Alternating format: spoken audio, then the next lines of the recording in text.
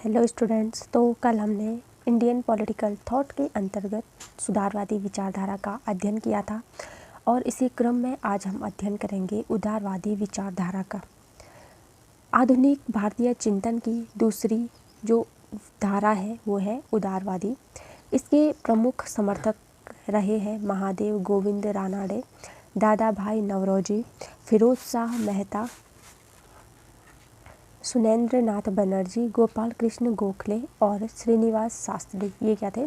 उदारवादी विचारधारा के समर्थक थे। ये जो विचारक हैं ये देशभक्त तो थे ही थे, लेकिन इसके साथ साथ वो क्या थे? ब्रिटिश शासन के प्रशंसक और राजभक्त भी थे। ब्रिटिश शासन के भी ये लोग क्या थे? समर्थक थे। इसका कारण यह है कि इनमें से अधिकांश उच्च कुलों के थे तथा पाश्चात्य शिक्षा से प्रभावित थे। इनका ब्रिटेन की न्यायप्रियता में पूर्ण विश्वास था। इसी मनोवृत्ति के कारण उन्होंने वैधानिक आंदोलन द्वारा अपनी जो मांगें थी उन मांगों को पूरा करने का प्रयास किया उन्होंने वैधानिक आंदोलन करके। यद्यपि उनकी जो विचारधारा थी वो उदारवादी थी। इसका भारत के लिए एक सबसे बड़ी जो देन है वो ये है कि देश के लिए एक संस्था का संगठन किया गया था जो सांप्रदायिकता और प्रांतीय धरातल से ऊंची थी। तो स्टूडेंट्स, अब हम जो उदारवादी विचारधारा थी उसके बाद जो दूसरी विचारधारा है वो है उग्रवादी विचारधारा। 19वीं शताब्दी के अंतिम चरणों तथा 20वीं शताब्दी के प्रारंभिक वर्षों में भारत और विदेशों में कुछ ऐसी घटनाएं घटी जिन्होंने भारतीय नवयुवकों के दृष्टिकोण और मनोवृत्ति में आमूल परिवर्तन कर दिया। कुछ ऐसी घटनाएं घटी हैं जिन्होंने क्या किया? भारतीय जो नवयुवक थे उनकी अगर हम सोच कहें, विचार कहें या उनकी मनोवृत्ति कहें, उसमें क्या किया? परिवर्तन कर दिया। इनके कारण उनका विश्वास सरकार की न्यायप्रियता या परायणता पर से उठ गया। ठीक है, जो उदारवादी विचारधारा में जो क्या थे? ब्रिटिश शासन के प्रशंसक थे वो क्या करते थे? ब्रिटिश शासन का समर्थक करते थे। लेकिन जो उग्रवादी विचारधारा के अंतर्गत जो विचारक रहे हैं उनका क्या था? सरकार की जो न्यायप्रियता थी या परायणता पर से विश्वास उठ गया था और वे वैधानिक साधनों तथा कांग्रेस की भिक्षावृत्ति से तंग आ चुके थे। उन्होंने क्या किया था? जो उदारवादी विचारधारा हमने पढ़ी है उसके जो विचारक थे उन्होंने क्या किया? अपनी मांगों की पूर्ति के लिए वैधानिक साधन को अपनाया था। लेकिन जो उग्रवादी विचारधारा के जो विचारक रहे हैं उन्होंने क्या किया? वैधानिक साधनों और जो कांग्रेस की वो कहते थे कि कांग्रेस की भिक्षावृत्ति से वो क्या है? एक प्रकार से तंग आ चुके थे। नवीन विचारों तथा विभिन्न घटनाओं के कारण भारतीय राजनीतिक क्षितिज में दो विचारधाराएं उत्पन्न हुई। इन सब चीज़ों के परिणाम स्वरूप क्या हुआ? नवीन विचार और जो विभिन्न घटनाओं के जो कारण है इससे क्या हुआ? दो विचारधाराएं उत्पन्न हुई। इन नेतागणों की प्रेरक भावनाएं एक थी, वह भारत और उसकी जनता के पश्चिमीकरण के विरुद्ध थी। वे प्रबल ही नहीं वरन उग्र राष्ट्रवादी थे। ठीक है, उन्होंने क्या किया? जो पश्चिमीकरण जो हो रहा था उसके क्या थे? वो प्रबल विरोधी थे और वो क्या थे? उग्र राष्ट्रवादी थे। प्रथम जो विचारधारा थी वो उग्रवादी थी। उग्र दल का राजनीतिक आंदोलन में ब्रिटिश वस्तुओं और संस्थाओं के बहिष्कार द्वारा राष्ट्रीय पुनर्निर्माण में विश्वास था। जो प्रथम जो विचारधारा मानी जाती है वो मानी जाती है उग्रवादी, जिसके जो नेता थे उन्होंने क्या किया? ब्रिटिश जो वस्तु थे या उनकी जो संस्थाएं थी उनका बहिष्कार किया ताकि वो क्या करे? राष्ट्रीय पुनर्निर्माण कर सके। वे सरकारी कार्यालय, न्यायालय आदि सब संस्थाओं के बहिष्कार के पक्ष में थे। उन लोगों ने क्या किया? जो सरकारी कार्यालय उस समय रहे होंगे या न्यायालय थी, इन जैसी संस्थाओं के बहिष्कार कर दिया उन्होंने, और वे उनके स्थान पर जो वो सरकारी कार्यालय और न्यायालय थे जो कि ब्रिटिश शासन के अधीन थे, ठीक है, ब्रिटिश शासन के आज्ञा अनुसार ही जो क्या करते थे, काम करते थे। तो उन्होंने क्या किया, उसका बहिष्कार किया, और वो चाहते थे कि जो उन न्यायालय या उन सरकारी कार्यालयों के स्थान पे राष्ट्रीय न्याय मंडल, पंचायत, स्कूल आदि स्थापित हो, ठीक है। तो ये जो उग्रवादी जो विचारधारा थी प्रथम, तो उसके जो समर्थक थे वो तिलक, लाला लाजपत राय और विपिन चंद्र पाल जैसे थे। इसके अलावा दूसरी अगर हम बात करते हैं,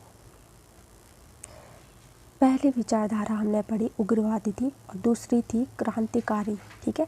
इसके अलावा क्रांतिकारी विचारधारा का भी जन्म हुआ, जिसका बम और पिस्तौल द्वारा अंग्रेजों को हटाने में विश्वास था, ठीक है। उग्रवादी विचारधारा के अंतर्गत क्या हुआ था, दो विचारधाराओं का जन्म हुआ था। पहला था आपका उग्रवादी और दूसरा था क्रांतिकारी। तो जो उग्रवादी विचारक थे, हमने अभी पढ़ा है कि उन्होंने क्या किया, ब्रिटिश जो वस्तुएं थी या संस्थाएं थी उनका क्या किया, बहिष्कार किया, और वो चाहते थे कि राष्ट्रीय न्याय मंडल, पंचायत, स्कूल स्थापित हो। लेकिन जो क्रांतिकारी विचारधारा थी, उनका मानना था कि अगर अपनी मांगों को पूरा करने के लिए या अंग्रेजों को उनके पद से हटाने के लिए बम और पिस्तौल का भी हमें प्रयोग करना पड़े तो वो क्या करेंगे, पीछे नहीं हटेंगे। अब हम जो दूसरी विचारधारा है संप्रदायवादी विचारधारा। तो हम सभी जानते हैं कि भारत में क्या है, विभिन्न जातियों के लोग रहते हैं, लेकिन जो प्रमुख उनमें से है हिंदू और मुस्लिम। दो प्रमुख धर्म व जातियां होने के कारण हिंदू और मुसलमान दोनों ही ब्रिटेन से अपने अपने हित साधने के लिए अवसर खोजने लगे थे, ठीक है। मुस्लिम चिंतकों में सर सैयद अहमद खान का भारतीय राजनीतिक चिंतन के क्षेत्र में विशेष स्थान है। अगर हम मुस्लिम चिंतकों की बात करते हैं तो उसमें जो सर सैयद अहमद खान थे, उन्होंने क्या किया, उनके नेतृत्व में या उनके विचार थे, उन्होंने क्या किया, राजनीतिक चिंतन के क्षेत्र में एक महत्वपूर्ण योगदान दिया है। उन्होंने मुस्लिम समाज की जो कुरीतियाँ थी, मुस्लिम समाज में जो अंधविश्वास था या जो संकुचित विचार थे, क्या होता था, कुछ एक सीमित दायरा होता है उनके विचारों का, तो उन्होंने क्या किया, उन विचारों का त्याग कर पश्चिमी शिक्षा तथा सभ्यता को ग्रहण करने की प्रेरणा दी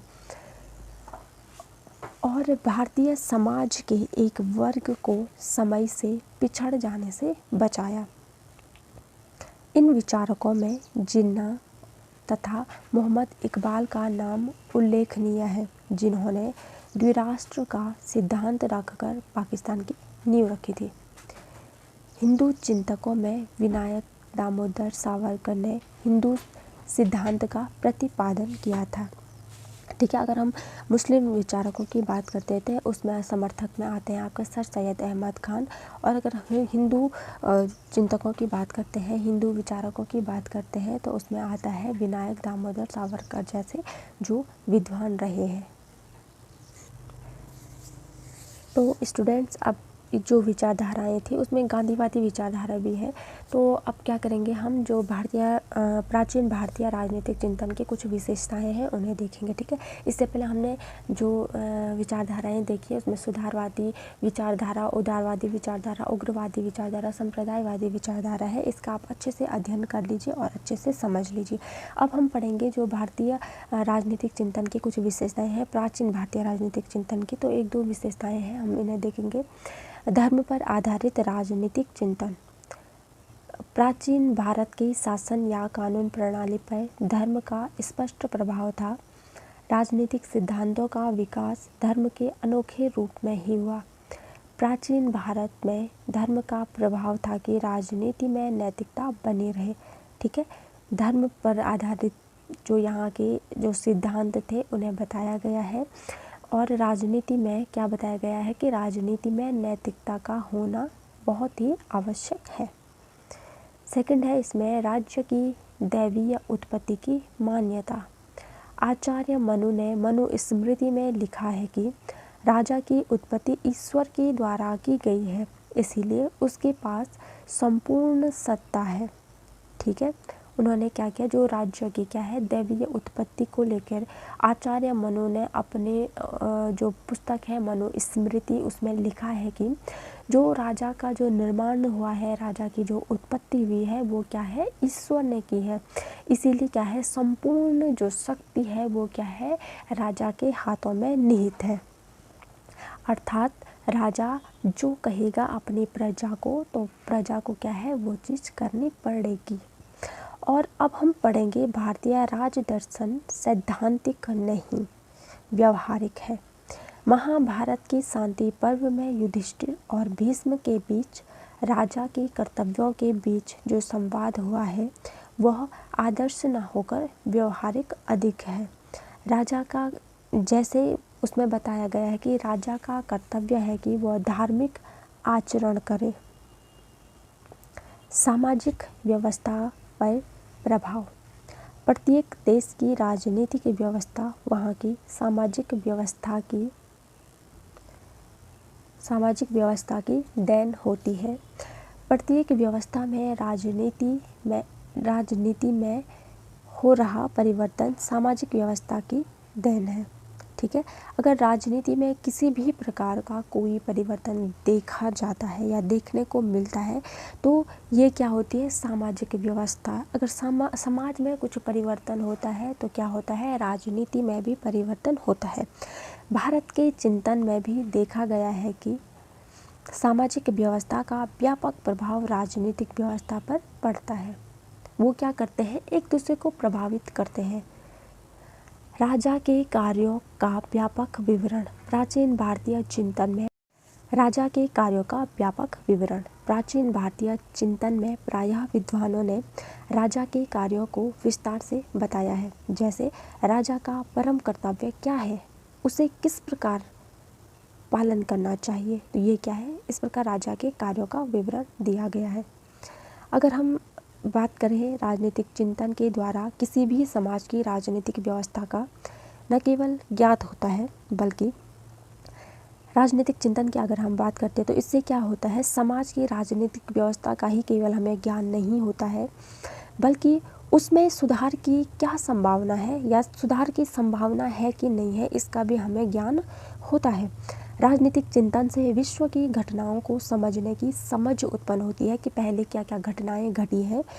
राजनीतिक चिंतन से क्या होती है हम उनको समझ पाते हैं। साथ ही अन्य देश उससे प्रेरणा लेकर मानव कल्याण का मार्ग प्रशस्त करते हैं, क्योंकि क्या है राजनीतिक जो चिंतन किया जाता है वो केवल एक ही व्यक्ति नहीं करेगा, तो जो अलग अलग जो राष्ट्र होते हैं वो भी क्या होते हैं प्रेरणा लेते हैं। रूसो के विचारों ने फ्रांस की क्रांति में महत्वपूर्ण, जैसे क्या था रूसो की जो विचार थे उन्होंने फ्रांस की क्रांति में अपना महत्वपूर्ण योगदान दिया है। तो ये थी भारतीय जो राजनीतिक जो चिंतन है उसकी कुछ विशेषताएं।